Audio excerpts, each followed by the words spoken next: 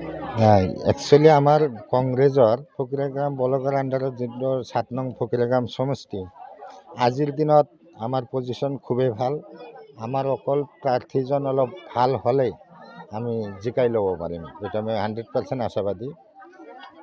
কিন্তু যোৱাকালি মই এটা হয়তো আপোনালোকৰ নিউজৰ জৰিয়তে পাইছোঁ, আমাৰ কোনোবা এজন আশাবাদী প্ৰাৰ্থীয়ে নিজাববীয়াকৈ বহুখিনি কথাই কৈছে, হয়তো সেইখিনি কথা আমাৰ দলৰ পৰা হয়তো মই ব্লক প্ৰেচিডেণ্ট হিচাপত নাজানো যে আজিলৈকে আমাৰ দলৰ পৰা প্ৰাৰ্থী বিচৰাও নাই।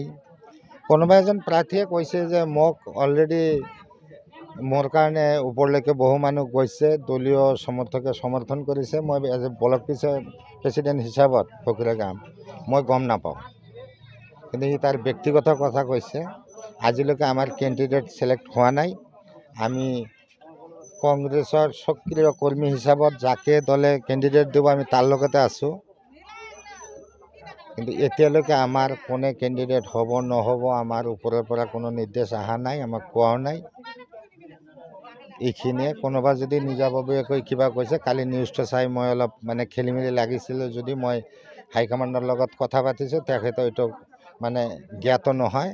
আজিলৈকে কাকো কেণ্ডিডেট কাক প্ৰক্ষেপ কৰিব এতিয়ালৈকে আমাৰ কোনো ডিচিশ্যন হোৱা নাই। এইটো 100%। আজিৰ দিনত আমি যিখিনি মানুহৰ পৰা যিখিনি সঁহাৰি পাইছোঁ, মোটামুটি আমি 100% বুলিও ক'ব পাৰোঁ। কাৰণ লাহে লাহে আমাৰ পজিশ্যনটো অলপ ভাল হৈ আছে। কাৰণ ৰাইজে অলৰেডি গম পাইছে যে আজি বিজেপি উৎখাত কৰাৰ কাৰণে কংগ্ৰেছৰ বাহিৰত আৰু বিকল্প ৰাস্তা নাই। সেইকাৰণে আমি আশাবাদী যে আমাৰ উদ্ধাৰ হ'বই।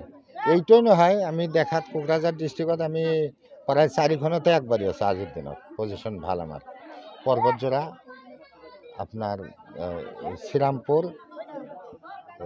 গোমা, এই 4টাত এনেকৈ আমাৰ বাঘুংৰিতো 5টাতে আমি আজিৰ দিনত আমাৰ পজিশ্যন ভাল আছে।